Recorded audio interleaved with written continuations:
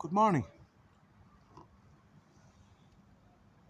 I was thinking about yesterday's podcast and how it must appear that they're the rantings of a madman. And with the acknowledgement that I'm talking to sane, modern, intelligent women, I want to bring it back to a secular model. So we're going to talk about Freud's model from 1920, which is still being widely used in psychoanalysis and psychology today. We'll overlook the fact that he was busting coke out of it, because I don't have any wish to tarnish the man's reputation, nor do I wish to promote drug use by publicising the fact that one of the greatest minds of the 20th century was in fact a junkie. But we'll start with the id. Id stands for instinctual drives. Just so we know where we're, it stands for instinctual drives. So this would be the will to live, the will to procreate, the will to power, and the instinctual drive for pleasure, which is the predominant force over everything else, is the instinctual drive for pleasure.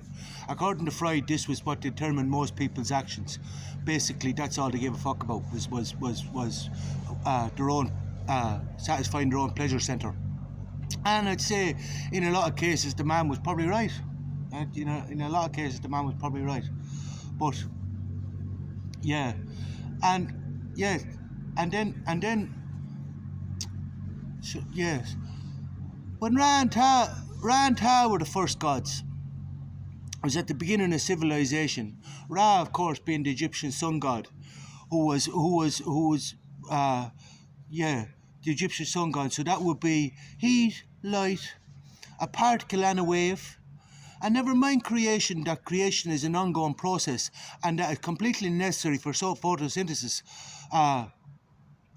But that's Ra and Ta. This was the beginning of civilization. And when people went up the mountain to Ra and Ta, to talk to Ra and Ta, because that's what they did in those days, they went up the mountain to the high energy lines. Joe Rogan reckons they were out of their mind on psychedelics, but I'm going to afford them the same courtesy as I did Friday, and I'm going to mention that fact. We won't talk about that, but yeah. But when they came down from the mountain after talking to Ra and Ta, they said, well, what did they say? What did the God say? What did God say? And they said, well, the God said, stop fucking your mother, your brothers, your sisters, your daughters. Basically, stop acting like dogs. Dogs fuck their own. Dogs will fuck anything. Dogs will fuck their own. Dogs will, we all know, like, that's why they're called the instinctual drives, because we are still animals. We're in fact mammals. And the fact is that though we like to think that we're really, really civilized and above all the other animals, the fact that Freud was right about the Oedipus complex in 1920 shows that a lot of people still haven't evolved past that stage. Now, if you want to know what the Oedipus complex is, just look it up. But I'd say most people know what the Oedipus complex is. And the fact that he was still writing about that in 1920 just shows that we haven't moved past that space, but people just still like to sweep it under the counter and pretend that we're all civilized. But the point I want to make is, and then we'll go back to the instinctual drives. So this is instinctual drives, and then we have the ego. Now the job of the ego is to control the instinctual drives. So this would usually be, in most cases, be your faculty of reason, that you say to yourself, well, I feel compelled to act in such a way, but I don't think that'd be the right thing to do, so I won't. And that would be to use reason. But of course, there's a lot more to reason, because you have to sort of educate yourself a little bit first and move out up past the instinctual drive level, if you know what I'm saying. So that would have been normally your faculty of reason, but of course the faculty of reason was taken away from people because this now, what they actually even will admit today, is now down to conditioned responses. In other words, the instinctual drives are still there, but in in satisfying this desire for pleasure, there's a protocol. You know what I mean? So if you, for example, if I want to sleep with someone, or I want to satisfy this instinctual drive for pleasure, there's a protocol, like, you know. Well, I'd have to ask her out, and I'd have to bring her to dinner and all the rest. But then, if you ever read Paulo Coelho's 11 Minutes, there's a chase that's motivated by the instinctual drive, which then culminates in a 11 minutes of ground and pound. and that's patriarchy. That's patriarchy. And people don't like to admit that, but that's the fucking truth. That's patriarchy. That's just the instinctually driven chase followed by 11 minutes of ground and pound. And that's all they give a fuck about, is their own pleasure. Everybody just gives a fuck about getting their own pleasure, getting the end away. That's fucking it. But that's the instinctual drives. But the ego, of course, then you see, would have been your faculty of reason. But of course, when you don't develop the faculty of reason, as I say, it just becomes about conditioned responses. In other words, don't do that because we'll put you into jail. Don't do that because other people won't like it and we won't like you, and we'll ostracize you from our little community. You know what I mean? So basically, like, I will stigmatize you. We'll say, oh, you're a fucking junkie. You can't really be in our company. I don't really want to be seen with you because you're a junkie, you know. And so, fear of being ostracized, fear of perceptions of others, fear of the consequences, for example, being jailed or losing your job or whatever these consequences are. This is what's then used to control these instinctual drives. But of course, when these things are used to control the instinctual drives, this causes them to suppress the instinctual drives. And when you suppress the instinctual drives, of course, now, just to make a point that these instinctual drives are strongly linked to our emotional well-being. So, for example, the instinctual drives, for example, in me, at one point, would have caused me to be highly motivated and highly ambitious, and quite successful in that regard, I might add. It would also have caused me to have quite a high temper, because pride and everything often resulted in anger. Like, for example, like, you know, well, as I said the other day, the old me would have attacked that young lad like a dog. And I always used to say, you know, it's not me, it's them. I went to a psychologist one time for anger issues, and I said to her, it's not me, it's them, it's fucking them, you know. But she never said to me, you know, to look at myself or all the rest. I just wanted to talk, and I really enjoyed those fucking sessions. I could relate to Tony Soprano in the fucking Sopranos, you know, where he sort of fell in love with the therapist, because he just got to talk, and someone that just, you know, who was at an intellectual level that could actually contemplate what he was actually saying. You know what I mean? It didn't just gloss over, you know. But she was intelligent enough to talk to, and I had a lot of appreciation for that. But anyway, where was I? Yeah, so the instinctual drives. Yeah, I remember. And this is projection. I remember working in a nightclub one time, and I was bringing out a young lad, you know.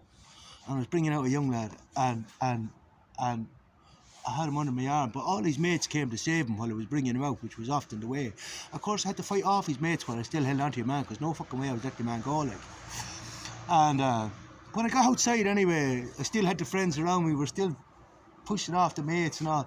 I released your man when I was outside, and your man flopped onto the ground. I was full sure he was dead, so I flew into a rage and I says, look what you made me do! Look what you made me do!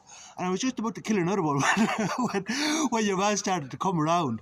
But my point is, that's a projection. Look what you made me do. And until I overcame that projection, there was no way I was ever going to deal with these anger management issues. That the fact that I was allowing someone else to stress me out or make me angry means that they had control over me. You know what I mean? And this is something I had to learn, that these fuckers control you if you let them make you angry, you know. So I had to realise that it's me. I'm doing it to myself.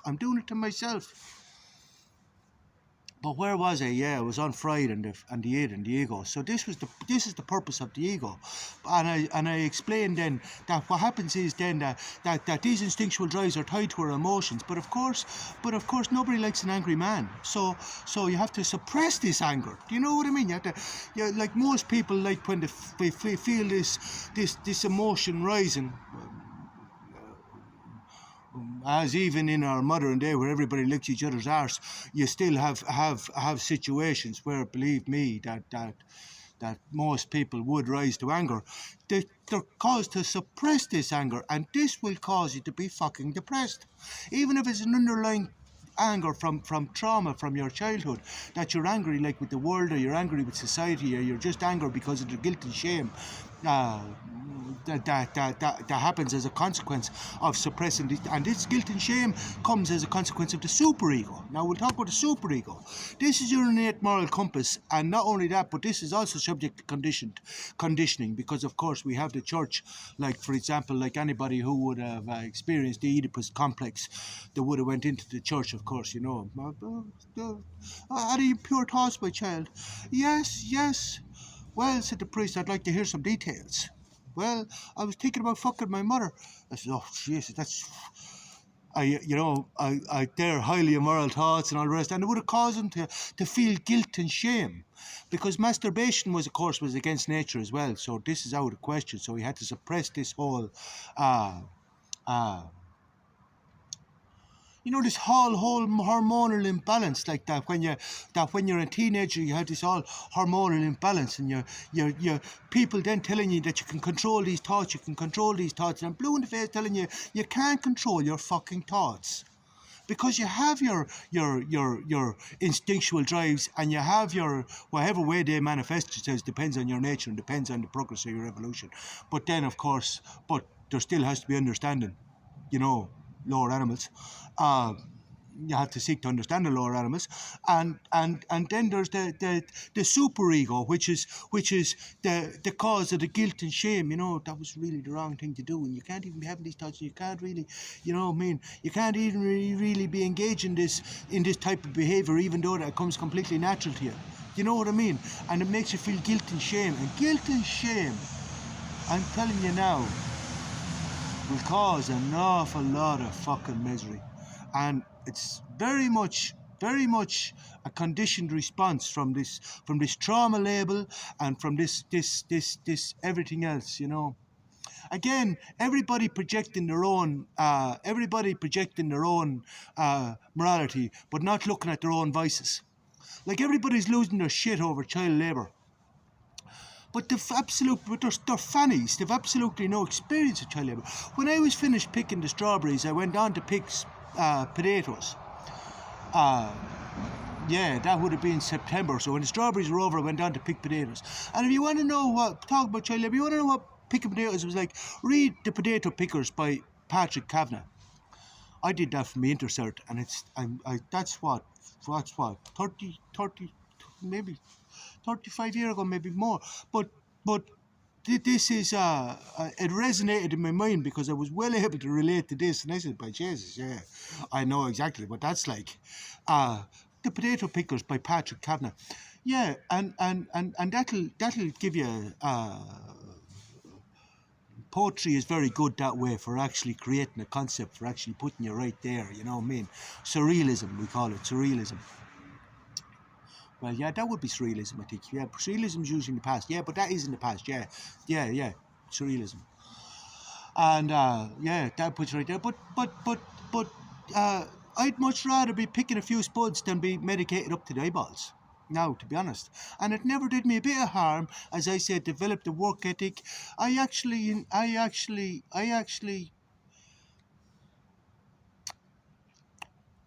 Well, I didn't find anything wrong with picking the potatoes. I won't say I enjoyed it, but I didn't find anything wrong with it. Like, I volunteered myself for it. Like, I was very happy to go and pick this bush. Sure, I made a small few pounds. Sure, you didn't need much. I remember I dug half an acre one time for a professional spinner. Do you remember what a professional spinner is? You had the spinner that came out. Do you remember the Coca-Cola spinner? You used to, like a yo-yo, but it was a spinner. And then you used to bring it back up, but it was a professional one. And I went a professional one. I dug half an acre for a professional spinner. That's child labour. But I'm just saying, everybody's imposing their own morality, but they're not looking at their own vices. They're not looking at them. They're talking about Trump and the climate change, and they say, yeah, right, fuck that phone away. This says contrary to your own interests. Like, you're buying new clothes every fucking day. Do you know how hard it is in the environment to make these fucking clothes? Even to make a pair of jeans. Anyway. Yeah, I'll talk to you tomorrow. I may go because I won't be able to post this fucking thing. I'll stay on. Bye.